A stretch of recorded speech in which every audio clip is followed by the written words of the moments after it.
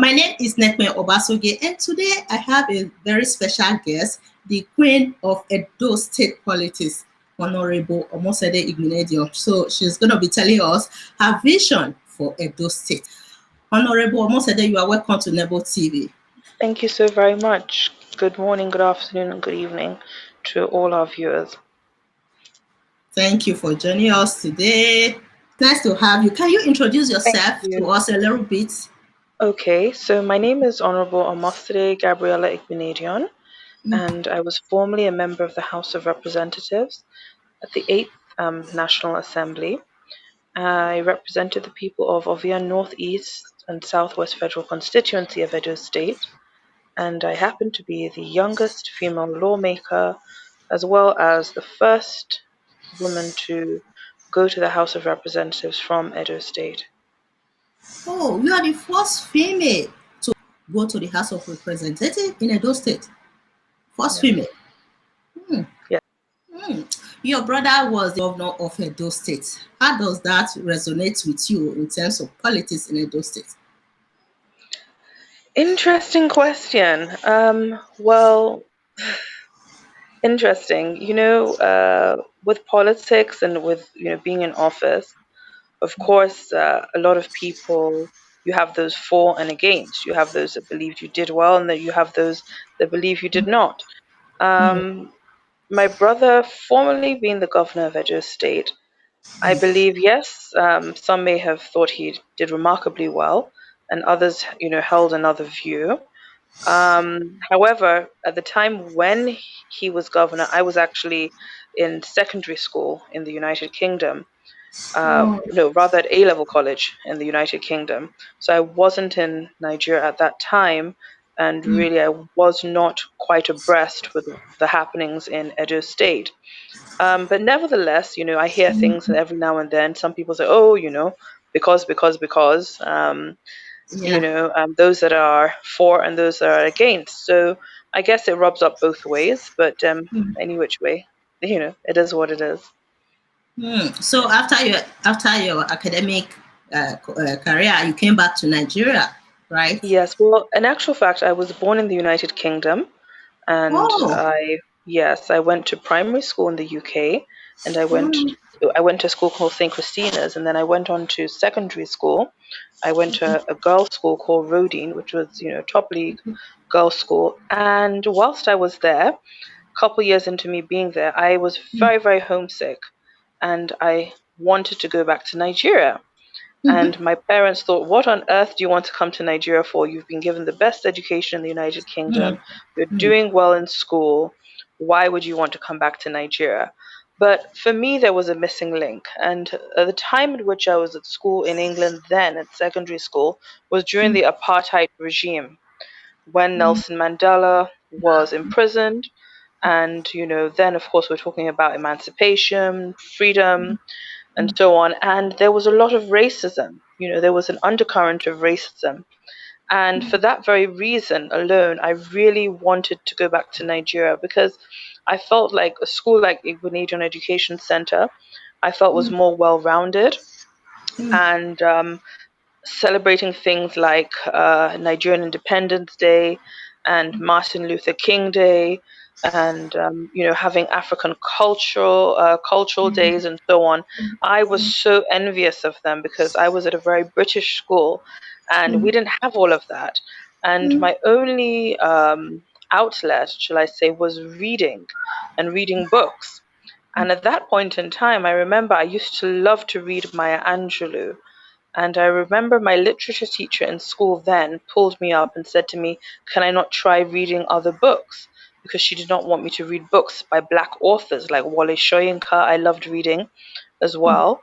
And I was lucky, because I was at school then with a very few crop of Nigerian girls who were also in a very privileged position. I was at school with Rahila Gowon, former President Gowon's daughter. I was at school with Ken Saro-Wiwa's two children, Nu and Zina Saro-Wiwa. I was at school with Rukaya Tofa, who was Abiola's running mate during the elections then. I was at school with a young girl Uncle Barbara Iyayi, whose father was the chairman of a bank at that time. I just lost, hold on. Wow. Yes, I was at school with several Nigerians, the Ebrews, very, very prominent Nigerians. Very few of us were at that school. But I wanted to come back to Nigeria. So I told my parents, no, no, no, no, I'm coming back. And literally, I forced my way back to Nigeria. And that was what laid the foundation for me to actually get into politics later on. It was those 3 years I had from SS1 to SS3 that really, helped me and assisted me to be able to be where I am today. After that, I went back to the United Kingdom, A-level college. I went to Cambridge College. Then I went on to do my law degree at the University of Kent, and then my master's in diplomatic studies at the University of Westminster in Paris. And I had a campus in London as well, so I was in between Paris and London. And then after that, I came back to Nigerian law school, and I was called to the bar in Nigeria. And of course, I also did my NYSC. So it's been an experience. And of course, as you know, like I had mentioned earlier, went into the House of Representatives, got into politics. And for me, politics was all about making a difference. How could I impact upon people's lives? That to me was so very important. And I thought, what a better way to do that than to actually be, a representative of the people, and be able to feel what they feel their pains, feel their desires, Yeah. feel their needs. I felt, however, that the office constrained me because I was not expectant, shall I say, of what it entails. So I was limited to how much I could do, basically, within the resources that I had available. And bearing in mind that I wasn't a member of the executive but a member of the legislative arm of government, so we had to work within the paradigms of whatever it is that we were given, to be able to carry out as constituency projects. And of course I tried to step over that too, and see what else I could do for the people, outside of those very meager resources. So here we are. Yes. Wonderful. Wonderful. I like your academic background that you were very patient, focused with your academic from UK to Nigeria. You know, Thank you. kudos to your hard work. Thank you Um, very much. okay, my next question here is that during your tenure as a member of House of Representatives in Edo Yes. State, how did you impact the lives of the people in your constituencies? Okay, lovely. Well, thank you for that question. Like I said, going into politics and going into the House of Representatives was all for me about being able to impact upon people's lives positively. Now, what I found, contrary to what a lot of people understand and believe, is that when I was on campaign, grassroots campaign, and I went from village to village, from various wards, and I spoke to the people and I interacted with them. They, of course, wanted me to make promises. And maybe because I grew up in England and I know that a promise is a debt, so I was very mindful. And, the English language is a very interesting language because, if you pick your words wisely, you're able to manipulate, you know, your speech as such. And one thing I did say to them was that I will try my utmost best. I never said I promise. They would say, "Oh, promise, can you promise us that I'll say, when I get there, I will try my best." And of course, that's what I did. With everything I did, I tried my best. Mm, Um, Now, you see, you have to understand where these people are coming from. I see a lot of ignorance when it comes to people understanding the needs of a lot of our people. There's no point in me going to go and build a shopping mall, for instance, okay, in a village like Okada, when people do not have the resources to go to such a shopping mall. It would be an exercise in futility. mm, However, these places that I went to, they told me of their needs, and their needs were just basic amenities. They wanted water, they wanted electricity, they wanted good schools, they wanted healthcare, Like the and basic those were necessity. their needs. So, of course, my priority was trying to meet the people at their point of needs at every point in time and fulfill my electioneering promises. So, the first thing I did, I remember, was there was a little place called Ikoro in Ovia Northeast, and that was the first project I commissioned. And it was actually a project that was left behind by my predecessor, Engineer Sahon, and we know how government works. They, unfortunately, for some reason, they didn't finish off connecting the electricity. And people came to me and said, Honorable, you have to do this. And of course, if it was left there fallow, no one would do it. It would just be an abandoned project, or I would have to use personal funds. And that's what I ended up doing. So I personally funded, the completion of that electricity project to be able to give them light. So, of course, I thank Engineer Sahan for embarking upon that project. It was unfortunate that it wasn't completed. I'm sure that was no fault of his, but that's just the way government is. And I just made sure that I finished that, and at least that was the first thing done. Then the next thing, of course, I had like empowerment programs. Some people may say, oh, why did you empower people with sewing machines, with motorbikes, um, with what else, hairdressing equipment, and so on. Now, the thing is that, of course, we want to have entrepreneurs. We want to have people that look at, like, for instance, Okada bikes. The main mode of transport in some of these villages where I'm from, in the very rural communities, of course, there would be bikes.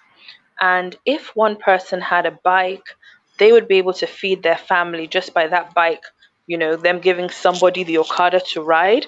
And that person would go out on a daily basis and remit back whatever it was that they got.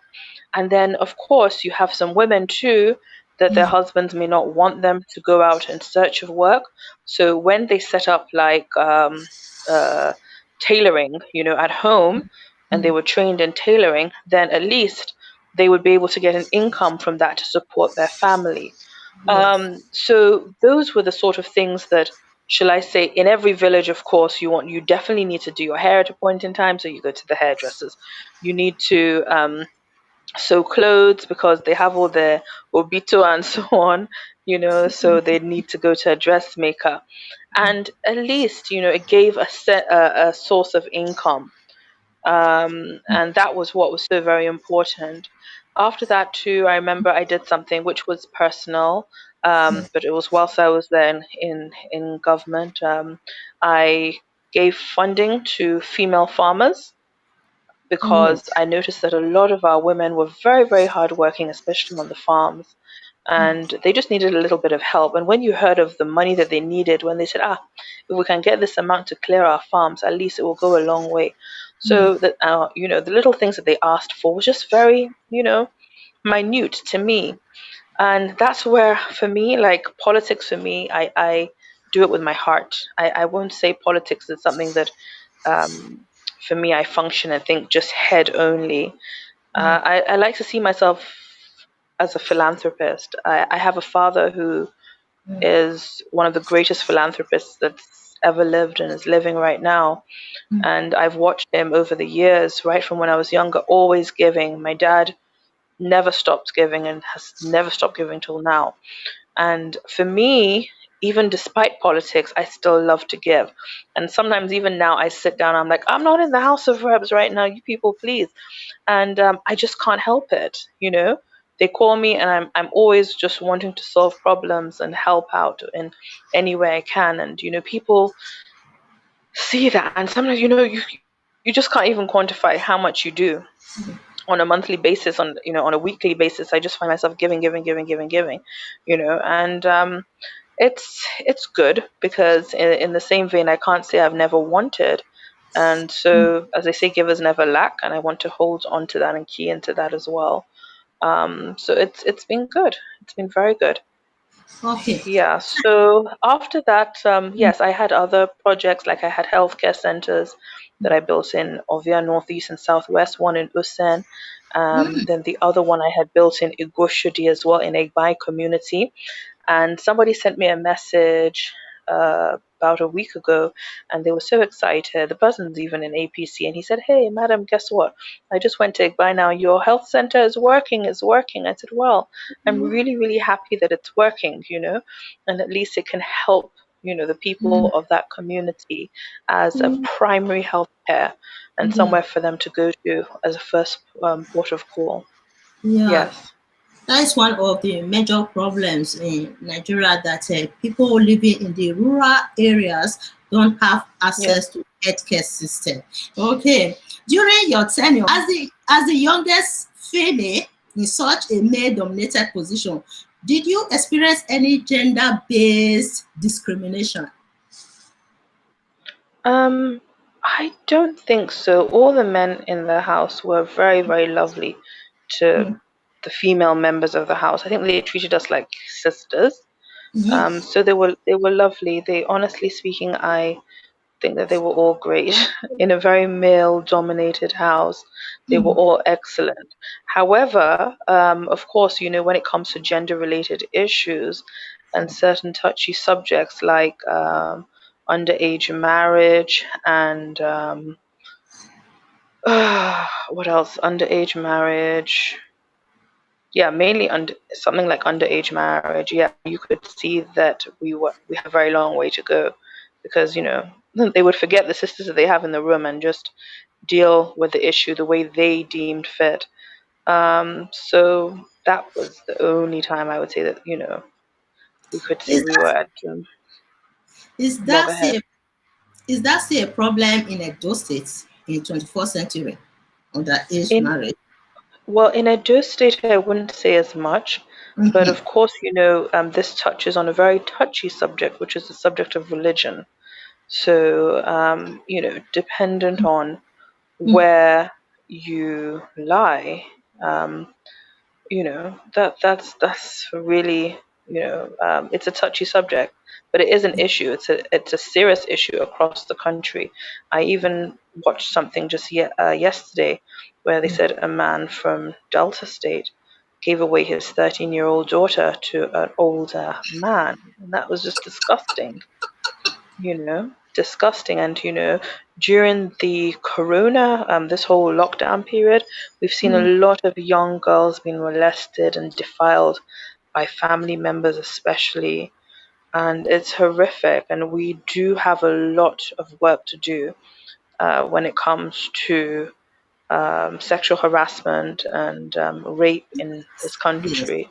We have a Mm, very long way to go. And I know across the world, mm, really, with these lockdowns taking place, a lot has been going on, a lot of very unsavory behavior. And it's something that we have to address collectively, I mean, globally. And, Nigeria has to address it as well. I have seen that there have been steps taking place both in the Senate and the House of Representatives concerning this, and they're trying to put in more stringent measures in place to be able to check the offenders, and the police are also trying to do a good job too in apprehending such people and bringing them to book. But I do think that we need to do a lot of counseling as well for young girls, and we have to also uh, let young children be more aware of sexual based violence. It's important that we that we educate them, especially the both young girls and young boys actually, mm. to let them know what to be aware of and what to expect. Especially what happened in Edo State in Benin City. Was it not a few months ago With that the young girl at the church. almost wa. Yes, yes, yes. Ah, It was it's so sad. sad. That was so sad. There's so many sad stories out there, and we just pray and hope. Yeah. Okay. So the next question here: will you take the position of becoming the first female governor of Edo State? All eyes on you right now. Wow. Big question. I would be honored if the people of Edo State uh, deemed it fit and gave me the opportunity to serve them in such a capacity, I would be honored, because I think that it would avail me the opportunity to do my utmost best and reach out to as many people as possible. I think that being a member of the legislative arm of government and a member of the executive is just two very, very different things. And as legislators, we're lawmakers. So we're not contractors. We are limited with the amount of projects and so on that we can do. We're limited to our constituency funding and our constituency allowance, which is not a lot at all. So expectations are very high. People expect so much, but it's very difficult to be able to deliver on everything because, before time is gone and you've got like 3 years or 2 to 3 years, shall I say, of projects. By the time you get into the house, maybe you're working on your predecessor's projects, that's still being completed. And then you've got like 2 clear years for yourself. And then the next year is election for you. So really, it's very difficult to work, with that minute budget and be able to deliver, to people that expect so much, and quite rightly so. But, being a governor is completely different because it allows you to sit down and properly plan out and come up and prefer solutions as to how to address the direct needs of the people. And of course, bearing in mind that you have much larger budget, you can't even compare.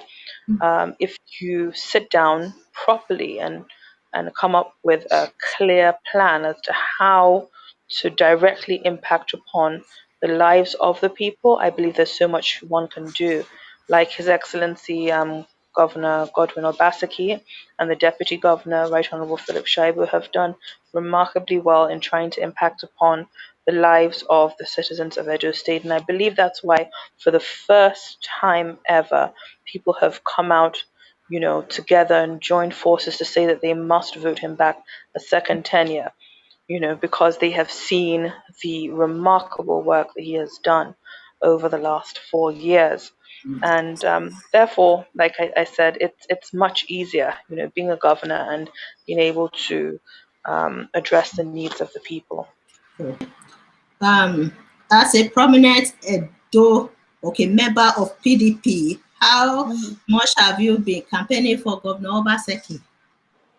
Okay, well, I've done a lot because I have a structure that does not only exist in my constituency, but my structure cuts across the entire state. And I have a good reach with a lot of women and youths throughout the state. And I have done my utmost best, and I continue to do my utmost best to reach out to people. I get messages every single day. Show you, trust me, over 2,000 messages of people actually just sending me messages like, Mama, I want to work with you. I want to work with you for Obaseki. Mama, I want to work with you. I want to work. I want to work. So, people are very geared up and they're willing to work. The only thing for me right now, of course, health comes first. So with COVID here, I find it very, very, very difficult to operate because, I was speaking to someone recently and they said, oh, you have to come back for to campaign for the governor. I said, certainly I will. I will be back. But I said, you know what? I can't go to Ovia without touching people. Even recently, I was supposed to attend a meeting in Okada, and I said, I can't because people want to hug, people want to touch, and COVID is so real. A lot of people underrate it, and but I certainly don't, and I want to be very careful. So the person then said to me, look, I can campaign through my sunroof.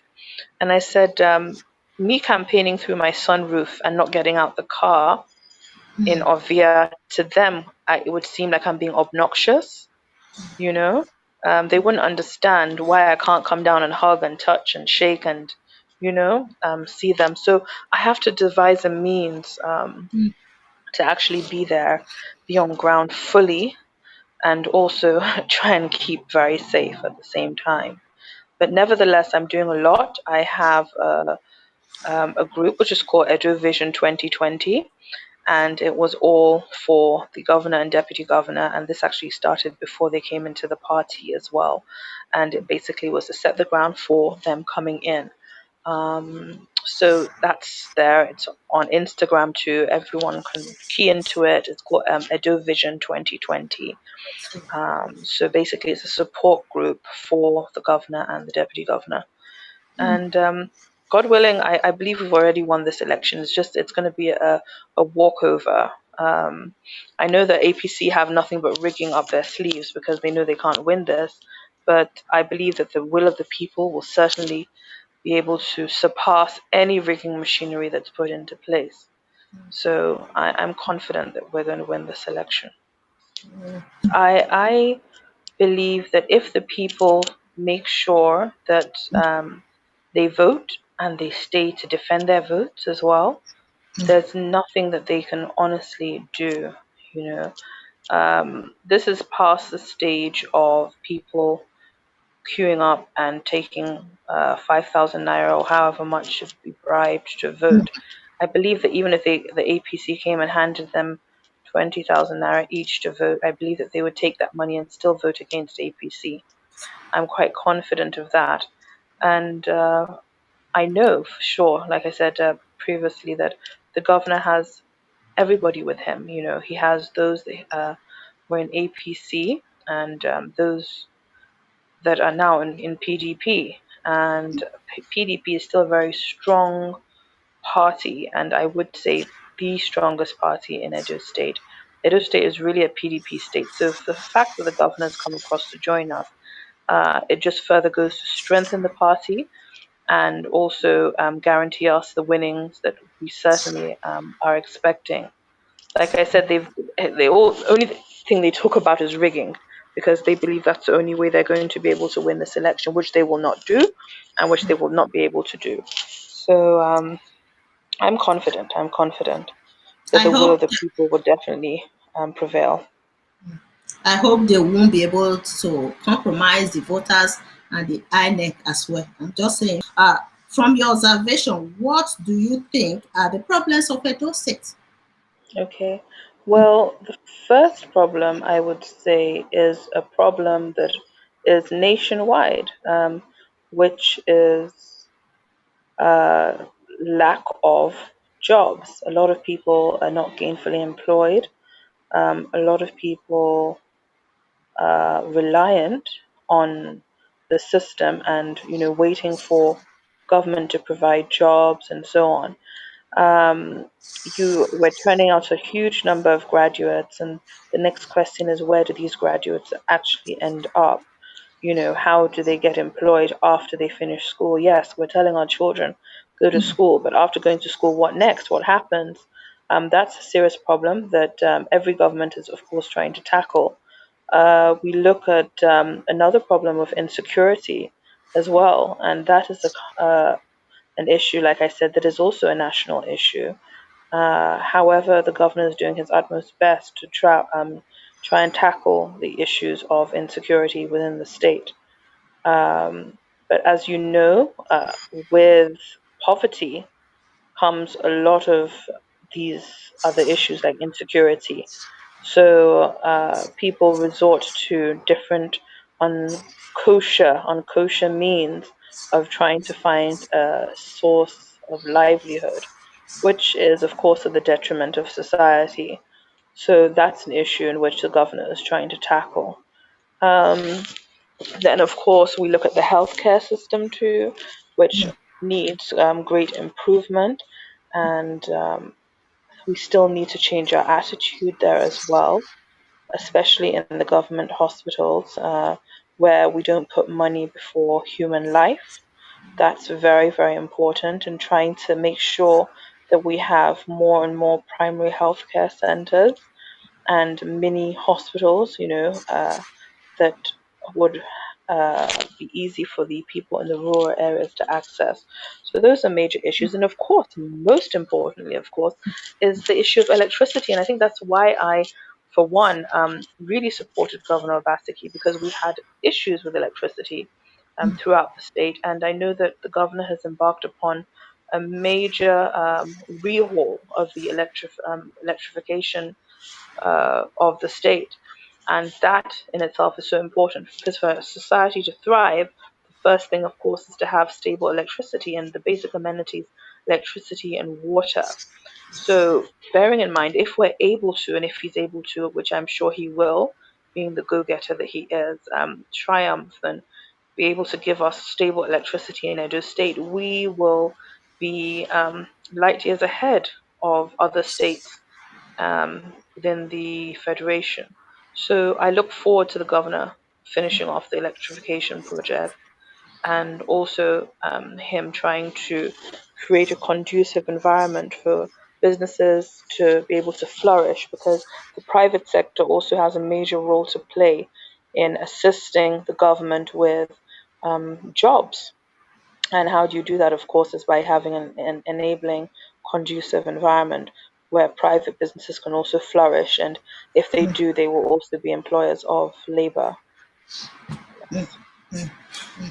Okay, like the necessity, basic necessities, water, electricity, healthcare Yeah. system, Right. employment. Yeah, yeah, yeah. Mm-hmm. So I have one question. I hope you'll be able to clarify us. Governor Obaseki is trying to implement an independent power supply in Edo State that will take Yes. power from the federal government because the Mm-hmm. electricity supply is under the federal government in Nigeria, Yes. right? Okay, so Yes. right now Correct. it's trying to implement independent uh, power supply in those states. Mm-hmm. Okay, so when is he going to complete this project? That's why he needs to complete his tenure because you see, like I always say, one good term deserves another, as you know, as the saying goes. And as I always say, it's important for us to have continuity. We do not want to break in transmission because someone else comes into government and they come in and Nigerians, sometimes people are very selfish. Like I had mentioned earlier, there was a project that my predecessor had left behind, and it was a great project. And I said, okay, let me finish it off. We have so many abandoned projects across the country. Why? Because nobody wants to finish off the works of their predecessor because they want to come and say, oh, they have a bright idea, and oh, they want to do things differently, and whatever it is. So very seldom do you see people actually trying to finish off the works of their predecessor. So they just want to come in and start embark upon new projects, and therefore, of course, that's to the detriment of whatever was on ground before. So you have projects that are like 50% complete, 75% complete, and the only reason why they're not completed is because. So that's why it's imperative for the people of Edo State to vote for Governor Obaseki once more, because he needs to finish the good work that he started. Nobody, when one has an ideology or has a concept in mind, yes, it's possible for other people to view it from the outside, but no one can conceptualize your thoughts as well as you can. So the only person that will be able to finish off the good work that Governor Obaseki has started is Governor Godwin Obaseki himself. Yes. So that's it really. So that is what is so important. I love Governor Obaseki because he really is a workaholic. He's a go-getter. Geo is a go-getter, Mm, and he hits the ground running. Really, he's not into the frivolities of anything. I like his standards as well. He has standards and he maintains those standards with everything that he does. He's not mediocre. He settles for the best, and only the best is good enough. And I like that about it. His substandard work is not anything that he would accept. He doesn't do things to say that he's just done them. If he wants to do something, he does, and he does it well, and wants to get the best results from it. And that's what I actually admire about him. And I like to see some of those qualities in myself too. mm, So yes, I do strongly support him, yeah. I and I watched like one video. everyone else too. Yes. I watched one video the other day of Abat when he was discussing about Governor Obaseki. One thing he said about the governor, he said Governor Obaseki, whenever he awarded a contract to anyone, he is not a drunkard. He said he's not a drunkard. He makes sure that he do the follow up. Okay, And it's very, very necessary, especially in a country like Nigeria, that you award contract to people, they can take advantage, abuse the system, embezzle our money. But in the case of Governor Obaseki, he said he made sure that he do the follow-up, which is very important, to make sure that that project is well completed. Well completed.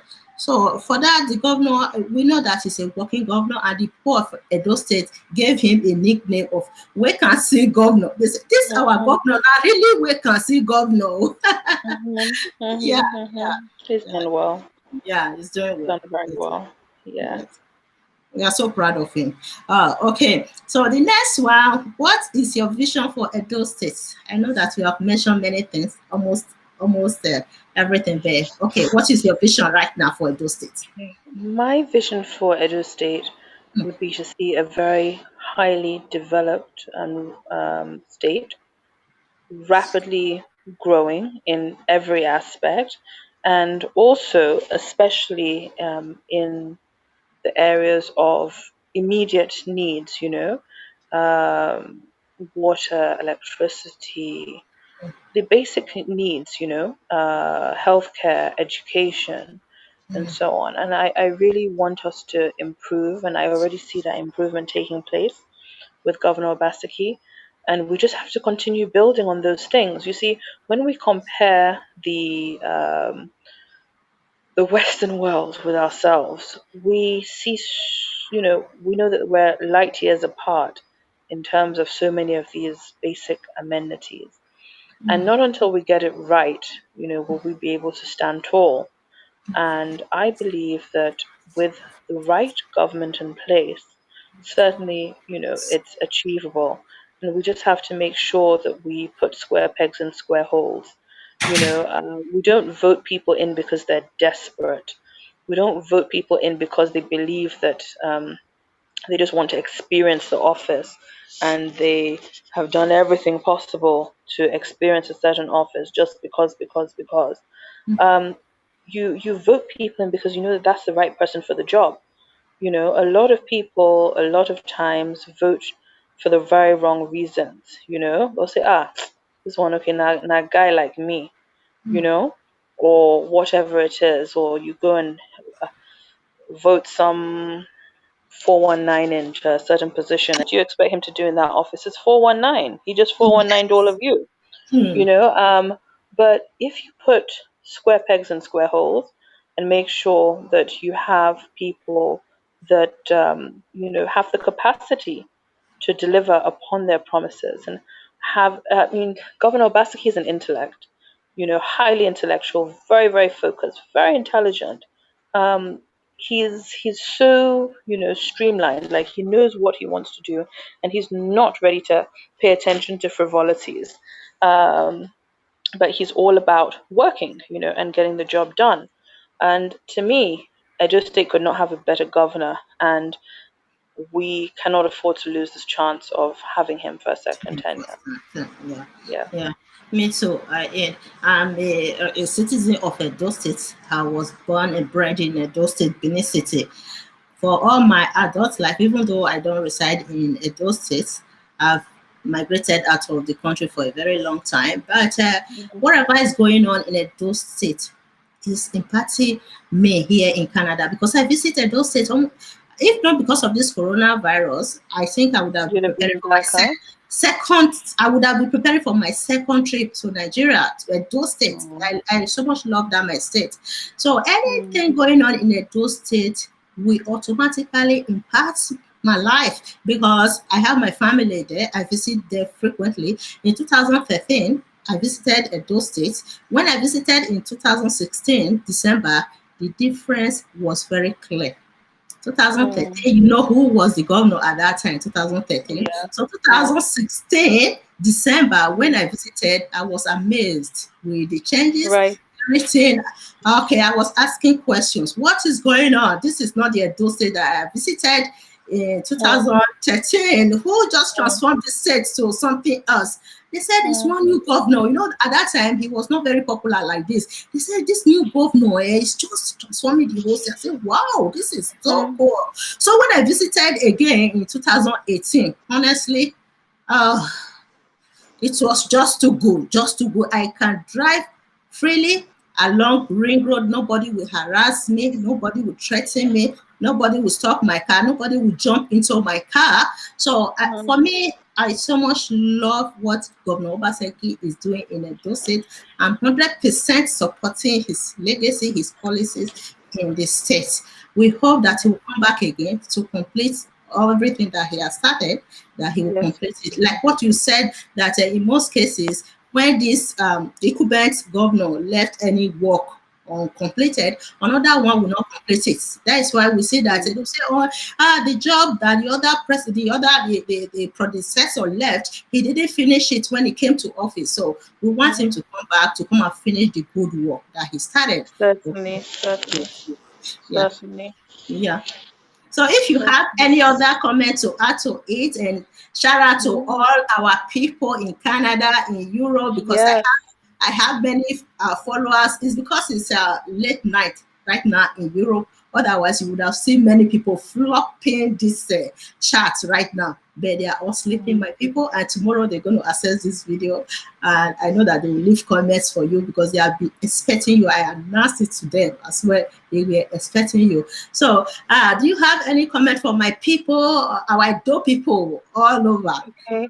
Well, just to say love to you all of you in from Edo State in the diaspora. Please keep safe. COVID is real, and please, I ask and urge all of you to support Governor Obaseki for a second tenure, and you will certainly have no regrets. We all want a better state.